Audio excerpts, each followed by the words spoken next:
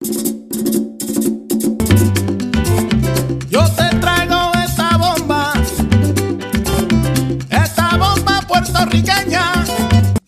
ከሰሞኑ የአሜሪካው ፕሬዝዳንት ዶናልድ ትራምፕ በሱፐር ቦል የስፖርት ውድድር እረፍት ሰዓት ላይ የፖርቶሪካዊው ዕውቁ ዘፋኝ ባድ ባኒ ባቀረበው የሙዚቃ ኮንሰርት የሰነዘሩት ትችት የመገናኛ ብዙሃንን የፊት ገጽ ተቆጣጥሯል።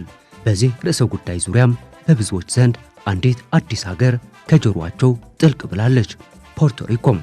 ለመሆኑ ይህች ሀገር ማን ናት? የዛሬ 500 ዓመታት ገደማ ታላቁ አውሮፓዊ አሳሽ ክርስቶፈር ኮሎምበስ አትላንቲክ ውቅያኖስና የካሪቢያን ባህር ትዳር መስርተው ሲያልፍም በኪዳን ተሳስረው ኪዳናቸውን ያጸኑ ዘንድ ሕይወት ያበቀሉባትን ደሴት ለመጀመሪያ ጊዜ ለዓለም አስተዋወቀም። ያቺ ያያትን ሁሉ በውበት አለንጋ የምትጋረፍ ውብ ደሴት ለጆሮ አዲስ የሆነችው ፖርቶሪኮ ነች። ይህ ስያሜዋ የተቀዳው ከስፓኒሽ ቋንቋ ሲሆን ትርጓሜውም ሀብታም ወደብ እንደማለት ነው። ትኩር ብሎ የተመለከታትም ስምን መልአክ ያወጣዋል የሚለውን የአበው ተረት እውነትነትን ያረጋግጣል። ይህን ስንሎ ታዲያ ስንት ኪሎግራም ወርቅ ተገኝቶባት አረ ምን ያህል የነዳጅ ሀብት ታድላ ቢሆን ነው የማለቱ ጉዳይ የማይቀር ነው። ነገሩ ግን ከዚያ የራቀ ነው። የዚች ደሴት ሀብቷ ልብን በደስታ የሚሞላ ተፈጥሮ፣ ነፍስን የሚያስረሰርስ ሙዚቃና አይን የሚያፈዝ ሳቢ ውበት መያዟ ላይ ነው። ይቺ ደሴት ዝም ብላ የምትታይ ቦታ አይደለችም። በውስጧ የሰውን ልብ በፍቅር የሚያቀልጥ ድግምት አላት ብንል ማጋነን አይደለም። በጨለማ ውስጥ እንደ ከዋክብት የሚያበሩት የባህር ወሽመጦቿ ልክ እንደ መግነጢስ ኃይል ተጓዡን ወደ ራሳቸው ይጎትታሉ።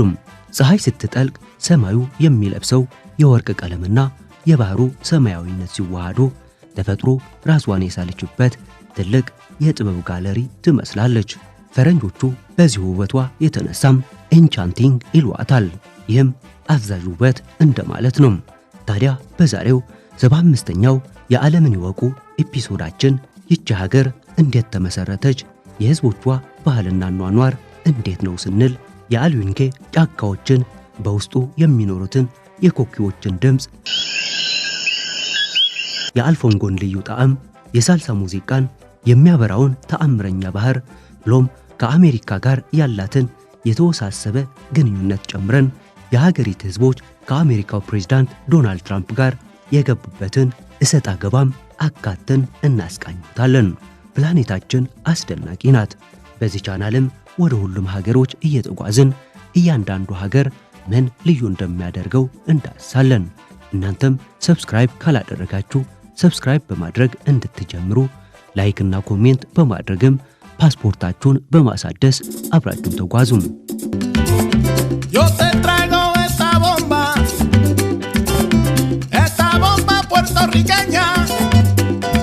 የውሃማ አካል በረከት የት ይገኛል ብለው ከጠየቁኝ እዚሁ ዛሬ በተገኘንባት ፖርቶሪኮ በማለት እመልሳለሁ። ዛሬ ላይ ሳይኖረን በስስት የምንመለከተው የባህር ዳርቻ እዚህ መግቢያ መውጫዋን ሁሉ ሸፍኖ ባህሩ ከባህር አሸዋው ጋር ሄድ መለስ ጨዋታ እየተጫወተም ሁለንተናዋን ከቦ ይገኛል። ፖርቶሪኮ በካሪቢያን ክልል በሰሜንና በደቡብ አሜሪካ መካከል ባለው ሰፊ ባህር ውስጥ የምትገኝ 9104 ኪሎ ሜትር ስኩዌር የቆዳ ስፋት ያላት ውብ ሀገር ናት። የዚች ደሴት ታሪክ የሚጀምረው ከአውሮፓውያን መምጣት ከብዙ ሺህ ዓመታት በፊት ነው። ታይኖ የሚባሉ ብልህና ሰላማዊ ህዝቦችም ደሴቷን ቦሪንኬን ብለው በመጥራት ፈልሰስ ብለው ይኖሩባት ነበር። ትርጉሙም የኩሩ ጌታ መሬት እንደማለት ነበር። ዛሬም ድረስ ታዲያ የፖርቶሪኮ ህዝቦች ራሳቸውን ቦሪኳ ብለው የሚጠሩት ለዚህ ጥንታዊ ታሪካቸው ካላቸው ፍቅር የተነሳ ነው። ነገር ግን በ1493 ክሪስቶፈር ኮሎምበስ በሁለተኛው ጉዞ ደሴቷን ሲረግጥ የደሴቷ ዕጣ ፈንታ ተቀየረም። ስፔናውያን ለ400 ዓመታት ደሴቷን የግላቸው በማድረግ አስተዳደሯት። ለዚህም ነው ዛሬ ፖርቶሪኮ ውስጥ የመዞር ዕድል ካገኙም የስፔን መንፈስ ዙሪያውን የሚከቦት። ወደ ዋና ከተማዋ ሳን ሁዋን ሲገቡ በተለይም ኦልድ ሳን ሁዋን ተብሎ ወደሚጠራው ጥንታዊ ክፍል ሲያመሩ ራስዎን በጊዜ ማሽን አስጉዞ 16ኛው ክፍለ ዘመን ላይ ያሉ ይመስሎታል። መንገዶቹ በሰማያዊ ድንጋዮች የተነጠፉ ናቸው። እነዚህም ድንጋዮች የሚናገሩት የራሳቸው ታሪክ አላቸው። የተገኙትም ከዚህ ምድር ሳይሆን ከስፔን በሚመጡ መርከቦች ውስጥ እንደ ሚዛን መጠበቂያ ተጭነው የመጡና በኋላ ላይ ግን ለመንገድ ንጣፍነት ያገለገሉ ናቸው። ቤቶቹ ደግሞ ቀስተ ደመና መሬት ላይ የወረደ ይመስል በቀይ፣ በቢጫ፣ በሰማያዊና በሐምራዊ ቀለማት ያሸበረቁ ናቸው። እያንዳንዱ ቤቶችም ሰፊ መስኮትና የብረት በረንዳ አላቸው። እዚህ ከተማ ውስጥ ሲራመዱ የሚሰሙት የባህር ንፋስና የቡና መዓዛ ነፍስዎትን ያድሳታል። በከተማዋ ዳርቻ ላይ ደግሞ የዓለም ድንቅ ቅርስ የሆነው ኤልሞሮ ምሽግ ይገኛል። ይህ ግዙፍ የድንጋይ ግንብ ለዘመናት የባህር ወንበዴዎችንና የአውሮፓ ወራሪዎችን ሲከላከል የኖረ የፖርቶሪኮ ጋሻ ነው። 6 ፎቅ ቁመት ያለው ይህ ምሽግ ውቅያኖሱን ቁልቁል እየተመለከተም ላለፉት 500 ዓመታት ጸንቶ ቆሟል። እዚያ ምሽግ ላይ ቆመው አትላንቲክ ውቅያኖስን ሲመለከቱ ሞገዱ ከግንቡ ጋር ሲላተም የሚፈጥረው ድምፅ የጥንት ጦርነቶችን ታሪክ የሚተርክሎት ይመስላል። ከምሽጉ ፊት ለፊት ያለው ሰፊ ሳር መሬት ደግሞ ዛሬ ላይ የሰላም አርማን ያውለበልባል። በአሁኑ ወቅት የፖርቶሪኮ መዲና ሳን ሁዋን በካሪቢያን ቀጠና ውስጥ እጅግ ንቁና ፈጣን እድገት እያሳዩ ካሉ ከተሞች አንዷ ናት። ከተማዋ ከቅርብ ዓመታት ወዲህ ከደረሱባት የተፈጥሮ አደጋዎች ማለትም እንደ ማሪያ አውሎ ነፋስ በፍጥነት በማገገም ላይ ትገኛለች። ይህም በከተማዋ መሰረተ ልማትና በቱሪስት መዳረሻዎች ላይ በሚደረጉ መጠነ ሰፊ እድሳቶች ይስተዋላል። ዛሬ ላይ ሳን ሁዋን የዘመናዊ የንግድ ማዕከላት፣ የቅንጦት ሆቴሎችና የጥንታዊ ታሪካዊ ቅርሶች መገኛ በመሆን የቱሪስቶች ቀዳሚ ምርጫ ሆናለች። በተለይም የቴክኖሎጂና የፈጠራ ሥራዎች በከተማዋ እየተስፋፉ በመምጣታቸው ብዙ ወጣቶችና ባለሀብቶች ወደ መዲናዋ እየሳቡ ይገኛሉ። ሆነም ግን ከተማዋ በአሁኑ ሰዓት አንዳንድ ተግዳሮቶችም አሉባት። የኑሮ ውድነት መጨመርና የቤት ኪራይ ዋጋ መናር በነዋሪዎቿ ላይ ጫና እየፈጠረ ይገኛል። ይህም በከፊል በቱሪዝም መስፋፋትና በውጭ ሀገር ዜጎች ግዥ ምክንያት የመጣ ነው። በተጨማሪም ምንም እንኳን የኃይል አቅርቦትን ለማዘመን ጥረት ቢደረግም አልፎ አልፎ የኤሌክትሪክ መቆራረጥ ችግሮች አሁንም ይታያሉ። ቢሆንም ግን ሳን ሁዋን በደሴቷ ላይ ያላትን የፖለቲካ የኢኮኖሚና የባህል የበላይነት ይዛ እየቀጠለች ሲሆን በደመቀው የሙዚቃም እንደ ሬጌቶንና ሳልሳ እና የምግብ ባህሏ የዓለምን ትኩረት መሳቧን ቀጥላለች። በመቶዎች የሚቆጠሩ ሕፃናትና አዋቂዎች ባለቀለም ካይቶችን እያበረሩ ውቅያኖስ ላይ ሲያነጥፉ ማየት የፖርቶሪኮ የዘወትር ትዕይንት ነው። የፖርቶሪኮ ውበት ግን በህንፃዎች ብቻ አይደለም። ይህች ደሴት በተፈጥሮ የታደለች ነች። የባህር ዳርቻዎቿ ነጭ አሸዋና ጥርት ያለ ውሃ አላቸው። ለምሳሌ ፍላሜንኮ ቢች የተባለው ስፍራ በዓለም ላይ ካሉ ምርጥ የባህር ዳርቻዎች አንዱ ተብሎ ይመደባል። እዚያ ሲሄዱ ውሃው በጣም ንጹህ ከመሆኑ የተነሳ በውስጥ ያለውን አሳና የዛጎል ድንጋይ ያለምንም መነጽር ማየት ይችላሉ። ይገርሞታል። ታዲያ በአንድ ወቅት ፖርቶሪኮ እንደ የአሜሪካ የጦር ልምምድ ማድረጊያ ታገለግል ነበር። ዛሬም ድረስ በባህር ዳርቻዎች ላይ ዘወር ዘወር ሲሉ ዝገው የቀሩ ታንኮችን ይመለከታሉ። ፖርቶሪካውያን ግን እነዚህን የጦር መሳሪያዎች በቀለም አሸብርቀው የጥበብ ሥራና የሰላም ምልክት በማድረግ የጦር መሳሪያዎችን በመጠቀም ሰላምን እየሰበኩ ይገኛሉ። ደሴቷ በመልክዓ ምድር አቀማመጧም እጅግ አስደናቂ ነች። በመሃል ላይ ሰንሰለታማ ተራሮች አሉ። በዳርና ዳር ደግሞ ለምለም ሜዳዎችና ባህር። ይህ የመሬት አቀማመጥም ደሴቷን ለተለያዩ የአየር ንብረቶች እንድትመች አድርጓታል። በረሃ መሰል ደረቅ ስፍራዎችን ሲያገኙ፣ በጥቂት ኪሎ ሜትሮች ርቀት ላይ ደግሞ ዝናብ የማይጠፋበትን ጫካ ያገኛሉ። ይህ ልዩነት ነው ታዲያ ፖርቶሪኮን የአስደናቂ ነገሮች ደሴት አይላንድ ኦፍ ኢንቻንትመንት የሚያሰኛት። ወደ ህዝቡ ስንመጣ ደግሞ ፖርቶሪካውያን የስፔን የአፍሪካና የጥንታውያን ታይኖዎች ድብልቅ ናቸው። ይህ ስብጥርም በቋንቋቸው በሙዚቃቸውና በምግባቸው ላይ በግልጽ ይታያል።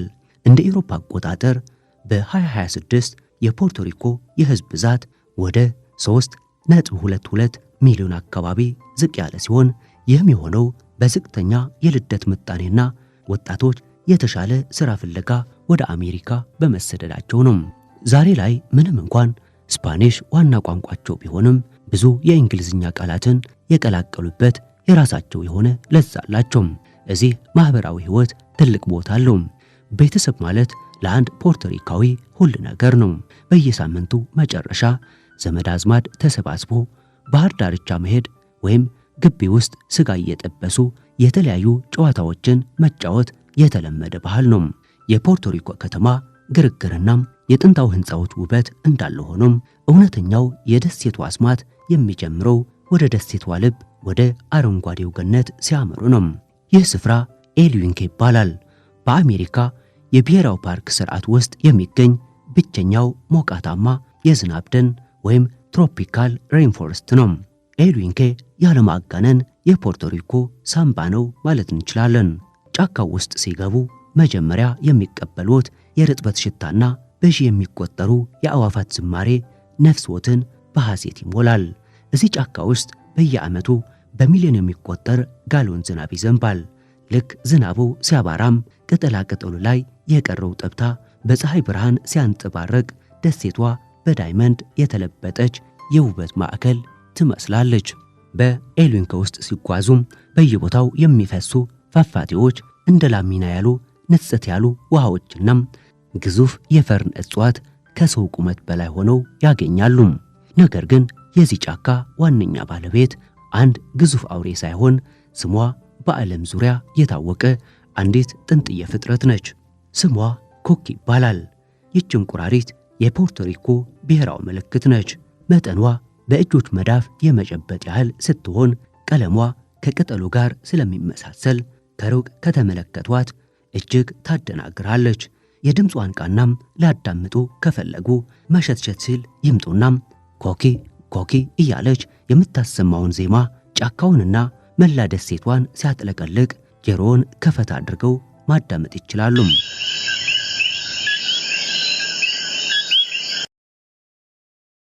በዚያው ታዲያ አንድ አስገራሚ ነገር ላጫውቶም። ኮኪን ከፖርቶሪኮ አውጥተው ሌላ ሀገር ቢወስዷት ያን የጫካው ድምቀት የሆነውን ድምጿን አታሰማም፣ አሊያም ደግሞ ትሞታለች ይባላል። ለዚህም ነው ፖርቶሪካውያን ሶይዲ አውኪ ኮሞ ኢል ኮኪ እንደ ኮኪው የዚሁ ሀገር ልጅ ነኝ የሚሉት። ይህቺ ትንሽ ፍጥረትም ለደሴቱ ሕዝብ የማንነትናም የጽናት ተምሳሌት ነች። ፖርቶሪኮ ውስጥ የኮኪ ዜማ ካልሰሙ እንቅልፍ የማይወስዳቸው ብዙ ሰዎች አሉ። ምክንያቱም የጫካው ህያውነት የሚረጋገጠው ኮኪዎች በሌሊት በሚያሰሙት ጥዑም ዜማ ነው። ከጫካው ወጥተን ወደ ባህሩ ዳርቻ ስንመለስ ደግሞ ሌላ ተአምር ይጠብቀናል። ፖርቶሪኮ በዓለም ላይ ካሉ እጅግ በርቅዩ የተፈጥሮ ክስተቶች አንዱ ባለቤት ነች። ይኸውም ባዮ ሉሚነሰንት ቤይ ይባላል። እስቲ ያስቡት፣ በጨለማ በታንኳ ባህር ላይ የተጓዙ ነው። ልክ መቅዘፊያውን ውሃው ውስጥ ሲያስገቡ ውሃው ማብሪያው የተነካ መብራት ይመስል ሰማያዊ ብርሃን ይረጫል። ድንገት የውሃው ብርሃን ማርኮት እጆትን ውሃ ውስጥ ቢጨምሩት ደግሞ ጣቶቹ በብርሃን ተመልቶ ለውሃው ብርሃን የሰጡት ያህል ይሰማዎታል። ይሄ ምታት አይደለም፣ ሳይንስ ነው። በውሃው ውስጥ የሚኖሩ ዲኖፍላጅሌትስ የሚባሉ ጥቃቅን ህዋሳት ውሃው ሲታወክ ወይም ንክኪ ሲፈጠር ራሳቸውን ለመከላከል ብርሃን ያመነጫሉ። የብርሃኑም መነሻ ይህ ነው። በፖርቶሪኮ 3 እንደዚህ አይነት ቦታዎች አሉ። ነገር ግን ሞስኪቶ ቤይ በዓለም ላይ ደማቁ ተብሎ ይመዘገባል። እዚያ ቆመው ሰማዩን ሲያዩ ከዋክብትን ይመለከታሉ። ውሃውን ሲያዩ ደግሞ በውሃ ውስጥ ያሉ ከዋክብትን ያያሉ። ይህን ተአምር ለማየት ከዓለም ዙሪያ ሺዎች ይመጣሉ። ውቅያኖሱ በሌሊት ሚስጥሩን የሚያካፍልበት ይህ ትዕይንት ነፍስን ይገዛል። በዚህ ባህር ውስጥም የመዋኘት ዕድል ካገኙ ራስዎትን እንደ አንድ የፊልም ገጸ ባህሪ ይቆጥራሉ። ልክ ከፕላኔታችን ወጥቶ በሌላ የደራሲ ዓለም ውስጥ የሚተውን ተዋናይ አይነት። ከባህሩ ድምፅና ከብርሃኑ ወጣ ብለን ወደ ደሴቷ ደምስር እንግባም፣ ወደ ሙዚቃው። ፖርቶሪኮ ማለት የሙዚቃ ማምረቻ ፋብሪካ ነች ብንል ማጋነን አይደለም። ዛሬ ዓለምን እያነጋገረ ያለውና በቢሊዮኖች የሚደመጠው ረጌተን መነሻው የዚህ ደሴት ሰፈሮች ናቸው። ዴዲ ያንኪ፣ ዶን ኦማርና ዛሬ ላይ የዓለም ቁጥር 1 ኮከብ የሆነው ባድ ቡኒ የዚች ጥንጥዮ ደሴት ልጆች ናቸው። ደሴቷ ሙዚቃዋን ለዓለም በመሸጥ ቢሊዮኖችን ታፍሳለች። ግን ረጌትን ብቻ እንዳይመስሉት የፖርቶሪኮ እውነተኛው ነፍስ ሳልሳ ነው። ምንም እንኳን ሳልሳ ኒውዮርክ ውስጥ ቢወለድም አሳዳጊውና አስተማሪው ግን ፖርቶሪኮ ነች። ሄክተር ላቮና ማርክ አንቶኒ የመሰሉ የጥበብ ሰማይ ስር ያሉ ከዋክብት የዚች ደሴት ውጤቶች ናቸው። ፖርቶሪኮ ውስጥ ሲዞሩ ሙዚቃ የሌለበት ቦታ አያገኙም። በየሱቁ በየመንገዱና በየቤቱ የሚሰማው ምት ኑሮ መራር ብትሆንም እኛ ግን እንጨፍራለን የሚል መልእክት ነው። ፖርቶሪኮ ሰው ሲደሰት ይጨፍራል፣ ሲያዝንም በሙዚቃ ይጽናናል። እዚህ ሙዚቃ የህይወት መሰረታዊ ጉዳይ ነው። ሌላው አስገራሚ ነገር ቦምባ የተባለው ባህላዊ ሙዚቃቸው ነው። ይህ ሙዚቃ ከአፍሪካውያን አባቶቻቸው የወረሱት ሲሆን ከበሮውና ጨፋሪው እርስ በርስ የሚነጋገሩበት ጥበብ እጅግ አስደናቂ ነው። ከበሮው ጨፋሪውን አይመራም፣ ይልቁንም ጨፋሪው በሚጨፍርበት የአጨፋፈር ስልት መሰረት ከበሮው ይመታል። ይህም ነፃነትንና የሰው ልጅን የበላይነት የሚገልጽ ድንቅ ባህል ነው። በፖርቶሪኮ አደባባዮች ላይ በቦምባ ምት ራስን መግለጽ የተለመደና ጥልቅ ትርጉም ያለው ተግባር ነው። ስለ ፖርቶሪኮ ስናወራ ደግሞ የምግባቸውን መዓዛ ሳናነሳ ማለፍ አንችልም። የፖርቶሪኮ ምግብ የስፔን የአፍሪካና የታይኖ ባህሎች ውህደት ውጤት ነው። የብሔራዊ ምግባቸው ቁንጨ ደግሞ ሞፎንጎ ይባላል። ሞፎንጎ የሚሰራው አረንጓዴ ሙዝ ተጠብሶ ከነጭ ሽንኩርት ከጨውና ከወይራ ዘይት ጋር በእንጨት ሙቆጫ ውስጥ ተወቅጦ ነው። ከዚያም በመሃሉ በሽሪምፕ በስጋ ወይም በአትክልት ተመልቶ ይቀርባል። አንዴ የቀመሰው ሰው ጣቱን ሳይቆረጥም አይመለስም። ሌላው ደግሞ አሮንዝ ኮንጋንዱሌስ የተባለው የሩዝ ምግብ ነው። ይህ ምግብ በተለይ በበዓላት ወቅት የማይታጣና የደሴቷ የማዕድ ጌጥ ነው። ፖርቶሪኮ ውስጥ መብላት ማለት ሆድን መሙላት ብቻ ሳይሆን ቤተሰብንና ጓደኛን ማቀራረቢያ መንገድ ነው።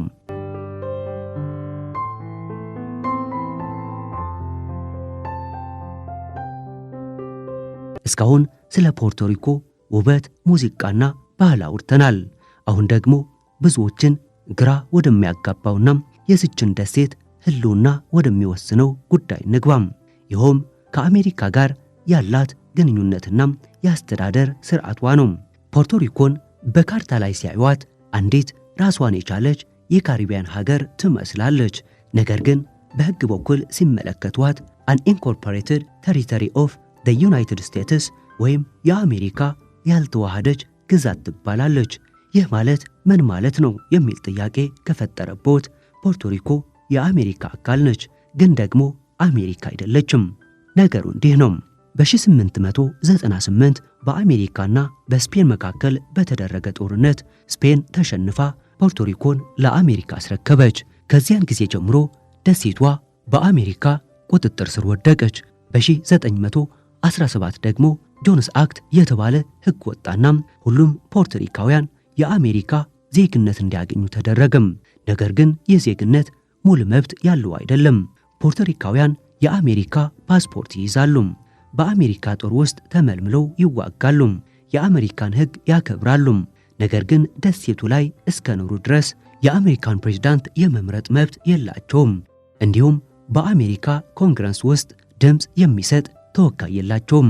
ታዲያ ደሴቷ እንዴት ነው የምትተዳደረው የሚል ጥያቄ ከመጣበት ፖርቶሪኮ የራሷ የሆነም ኮመንዌልዝ ወይም በስፓኒሽ ኢስታዶ ሊብሬ አሶሺያዶ ነፃና የተሳሰረች ሀገር የሚባል ስርዓት አላት። የራሷ የሆነ ህገ መንግስት፣ የራሷ ፓርላማና የራሷ ገዥ ወይም ገቨርነር አላት። በየ4 ዓመቱ ህዝቡ የራሱን መሪዎች ይመርጣል። ነገር ግን የመጨረሻው ስልጣን ያለው ዋሽንግተን ዲሲ በሚገኘው የአሜሪካ ኮንግረስ እጅ ነው። አሜሪካ ለፖርቶሪኮ የመከላከያ የውጭ ጉዳይና የንግድ ጉዳዮችን ትቆጣጠራለች። ለምሳሌ አንድ የውጭ ሀገር መርከብ ፖርቶሪኮ ወደብ ላይ መቆም ቢፈልግ በመጀመሪያ አሜሪካን ማስፈቀድ አለበት። ይህ የአስተዳደር ስርዓት በደሴቷ ህዝብ መካከል ለዘመናት የዘለቀ ክርክር ፈጥሯል። ፖርቶሪካውያን በሶስት ዋና ዋና ጎራዎች ተከፍለዋል። አንደኛው ጎራ ስቴትሁድ የሚፈልገው ሲሆን ፖርቶሪኮ እንደ ሃዋይ ወይም እንደ አላስካ የአሜሪካ 51ኛ ግዛት እንድትሆን ይፈልጋሉ። እነዚህ ወገኖች ሙሉ ዜግነትና መብት ይገባናል ይላሉ። ሁለተኛው ጎራ ደግሞ አሁን ያለውን ኮመንዌልት ስርዓት በመደገፍ የራሳችንን ባህልና ቋንቋ ይዘን ከአሜሪካ ጋር መቆራኘታችን ይበቃናል ይላሉ። ሶስተኛውና ጥቂት ቁጥር ያለው ጎራ ደግሞ ኢንዲፔንደንስ ወይም ፍጹም ነፃነትን የሚናፍቅ ነው።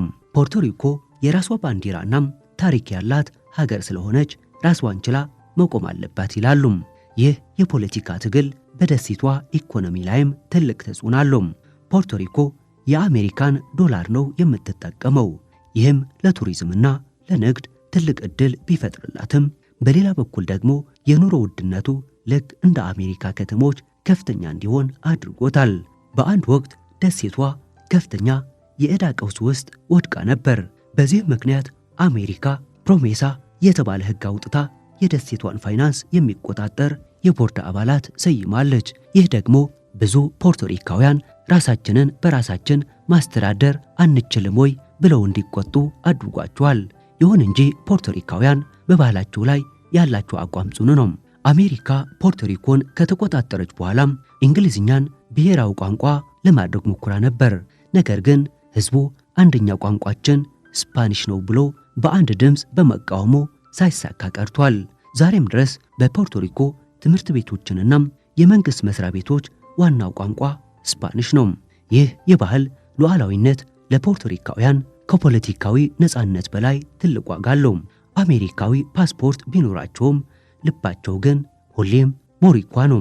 የፖርቶሪኮ የ2026 የኢኮኖሚ ሁኔታ በከፍተኛ ቴክኖሎጂ ማምረቻ ዘርፍ ላይ የተመሰረተ ሲሆን ጠቅላላ የሀገር ውስጥ ምርቷ ወይም ጂዲፒ ወደ 124.8 ቢሊዮን ዶላር አካባቢ ደርሷል።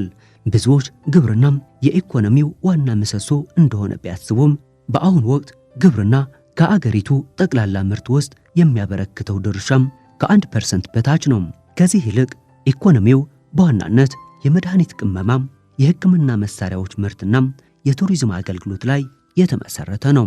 ምንም እንኳን በነፍስ ወከፍ ገቢ ከካሪቢያን አገራት ቀዳሚ ብትሆንም ደሴቲቱ አሁንም 85 ከመቶ የሚሆነውን ምግብ ከውጭ የምታስገባ በመሆኑ ለከፍተኛ የሸቀጦች ዋጋ ተጋላጭ ነች።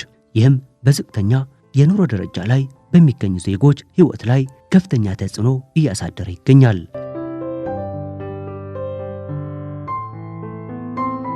በዶናልድ ትራምፕና በፖርቶሪኮ ሕዝብ መካከል ያለው አለመግባባት የጀመረው በ2017 ማሪያ የተባለው ኃይለኛ አውሎ ነፋስ ደሴቷን ከመታ በኋላ ነው። በወቅቱ ትራምፕ ለደሴቷ የሰጡት እርዳታ በቂ አልነበረም በሚልና በደረሰው የሞት አደጋ ቁጥር ላይ ጥርጣሬ በማሳየታቸው ከፍተኛ ትችት ገጥሟቸዋል። በተለይም በጉብኝታቸው ወቅት ለተጎጂዎች የሶፍት ወረቀት ሲወረውሩ የታዩበት ምስል ለሕዝቡ ክብር እንዳልሰጡ ተደርጎ ተወስዷል። በቅርቡ ደግሞ በ2024 የምርጫ ቅስቀሳ ወቅት ደጋፊያቸው የነበረም አንድ ኮሜዲያን ፖርቶሪኮን ተንሳፋፊ የቆሻሻ ደሴት ብሎ መጥራቱ ቁጣውን ይበልጥ ቀስቅሶታል። ትራምፕ ለንግግሩ ይቅርታ ባለመጠየቃቸውና ከዚህ ቀደምም ደሴቷን ለመሸጥ አስበው ነበር የሚሉ መረጃዎች በመውጣታቸው ብዙ ፖርቶሪካውያን ትራምፕ ለደሴታቸውና ለዜጎቿ ንቀት አላቸው ብለው እንዲያምኑ አድርጓል። ከዚህ የጀመረም ጥርስ መነካከስ ለዛሬ በቅቶ በብዙዎች ተወዳጅነትን ያተረፈው የሰሞኑ የባድ በኒ የሙዚቃ ዝግጅት ላይ ትራምፕ ሳይጠበቅ የትችት ጡጫቸውን ሰንዝረዋል። በኤክስ ገጻቸውም የሱፐር ቦል የግማሽ ሰዓት እረፍት ትርኢት ፍጹም አስከፊ ነው፣ እስካሁን ከታዩት ትርኢቶች ሁሉ እጅግ መጥፎ ከሚባሉት አንዱ ነው፣ ምንም ትርጉም የማይሰጥ የአሜሪካን ታላቅነት የሚዳፈር እንዲሁም የኛን የስኬት የፈጠራ ወይም የላቀ ብቃት ደረጃ የማይወክል ነው። የሰው የሚናገረውን አንዲትም ቃል የሚረዳ የለም። ጭፈራውም ወይም ዳንሱም አስጸያፊ ነው። በተለይም በመላው አሜሪካና በዓለም ዙሪያ ለሚመለከቱ ሕፃናት የማይገባ ነው። ይህ ትርኢት ለሀገራችን የተሰነዘረም የውርደት ጥፊ ነው በማለት ነበር ሐሳባቸውን የገለጹት። በዚህም ከሀገሪቱ ሕዝብ ጋር ያላቸው ጠብ እንደገና ተቀስቅሷል። በአጠቃላይ የፖርቶሪኮ የአሁናዊ ሁኔታም በሁለት ዓለም መካከል መኖር ሊባል ይችላል። በአንድ በኩል የአሜሪካ ዘመናዊነት ሕግና ጥበቃ አለም፣ በሌላ በኩል ደግሞ የላቲን አሜሪካ ጥልቅ ባህል ስፓኒሽ ቋንቋና የካሪቢያን የነጻነት መንፈስ አለ። ፖርቶሪካውያንም ይህን ድብልቅ ማንነት ተቀብለው በችግር ውስጥ እየሳቁ በውጥረት ውስጥ እየጨፈሩና በፖለቲካ ውስጥ ማንነታቸውን ሳይለቁ ይኖራሉ። ውድ የማራኪ ቤተሰቦች በዛሬው ዓለምን ይወቁ ዝግጅታችን የካሪቢያን እንቁ ስለሆነችው ፖርቶሪኮ ያሰናዳንላችሁ ቆይታ ይህን ይመስል ነበር። በፖርቶሪኮ የምትኖሩ ወይም ደሴቲቱን የማየት ዕድል የነበራችሁ ካላችሁ ስለ አስደናቂው የባህር ዳርቻዋም ሆነም ስለ ሕዝቦቿ አኗኗር የምታውቁትን ኮሜንት ላይ ጻፉልን። በቀጣይ በሌላ ሀገር እስክንገናኝ ድረስ ፖርቶሪካውያን እንደሚሉት አዲዮስ፣ ደህና ሁኑ።